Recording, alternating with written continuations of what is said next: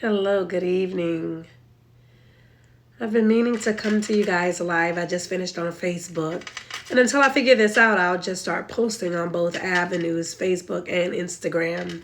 I find my Instagram crowd to be a little more interactive and visible. So I just wanted to come in and talk to you guys very briefly. Yesterday, I posted a slide talking about how to find information. And where you can go when you don't know something or you're not quite sure of something. And there's three very good apps that are pretty reliable and you can use just about in any instance. And I want to talk a little bit about all three, where to find them at, how to get some of them for 50% off versus free. So a lot of times people will say, Shalita, how do you know all that stuff? You're so smart. And it's not that I'm any smarter than the next person. I just know where to find the information at, and I use it very frequently.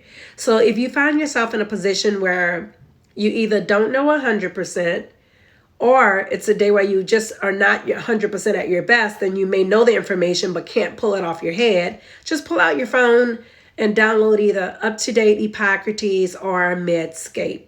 All three of those are very, very, very good apps.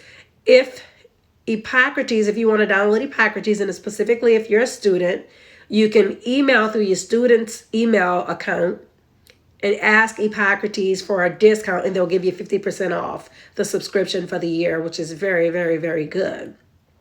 If you work for a company that gives you accessibility to Uptodate through the work's computers, you can go on your work computer and you can go to the Uptodate app and under settings, and you can put your email address in and set up your account where it will keep up with your CEUs. So I don't know if you know that, but as long as you're looking stuff up, it's counting that as education for you and it's giving you CEs. So if you ever need them, you can always go back to the Uptodate app and pull it up. But you have to set up an account to do that, and that's free as long as your job offers Uptodate.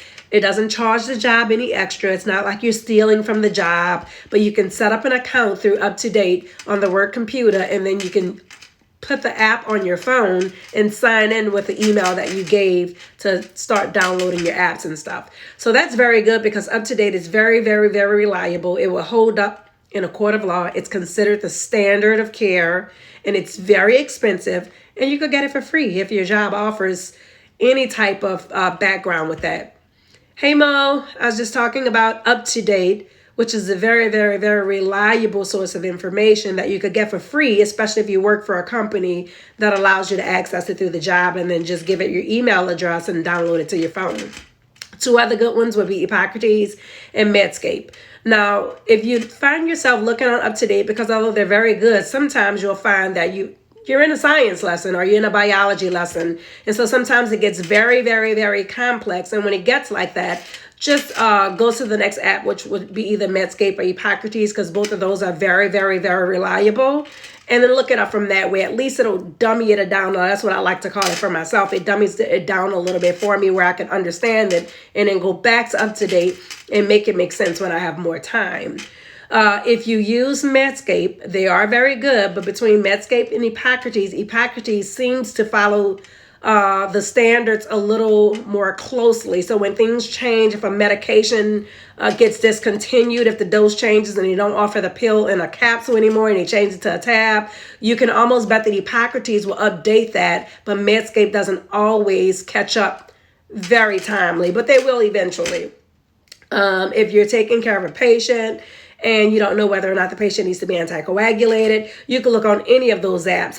Chad score, Timmy scores, adjusted calcium scores, you name it, BMI scores. It pretty much puts in the formula and you can basically just put in your numbers. For instance, if somebody had a calcium of 6.8, you could put the serum calcium of 6.8 and put the albumin of 2.2, and it will adjust it out. Most times it's normal, maybe 8.0 or so, but you could use those formulas. So when nurses start calling you, especially if you're already a nurse practitioner, or if you're a nurse and you find your patient has a serum calcium that's called into you that's critical of 6.5, and you look at it and you look at the patient's calcium, even though it may be your job's, good evening, Ms. V, it may be your job's protocol that you notify the physician, it will carry so much more validity if you say, Hey doc, I'm calling you up because this patient has a critical calcium of 6.5. I've adjusted it out already, and according to his albumin, his calcium is now 8.0. Sorry to disturb you. I just had to call you. It's our policy. They will respect that a lot more. So always make sure you too know what's going on with your patient. And a lot of ways to do that is just download those apps. Hippocrates, very, very, very good. Uptodate, very good. You could use that in a court of law. It is the standard of care.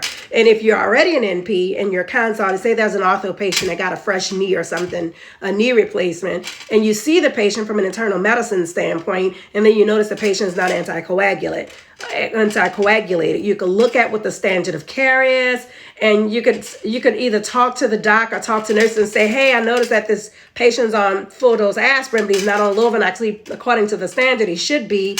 And they'll say, oh, well, Dr. Thomas, he'll never put his patients on anticoagulation. So even if you know it's the standard, you could put it in your note, recommendations for Lovenox. You could just put it as a recommendation so it covers you.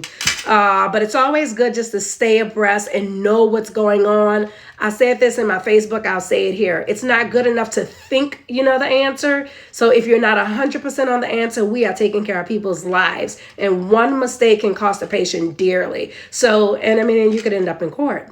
So outside of just having an ill effect on the patient, also the litigious standpoint of it, it's so easy to just look it up. If you're not 100%, look it up. Trust me, I do it all day. Sometimes I'll see a new medication on a sheet. I'm not familiar with it. I don't ever prescribe anything. So patients that transfer on over to me for services and informed care with me as a PCP, and they'll be on medicines that I clearly know I don't prescribe, but that doesn't mean that it doesn't work for the patient. It's a lot of ways to get to Texas. So what I'll do is look up the medicine and make sure that there's nothing that I don't like about the medicine that could be harmful to the patient before I rewrite it. So I don't necessarily undo any other provider's work. I just make sure that it's something that's consistent and won't cause the patient any problems.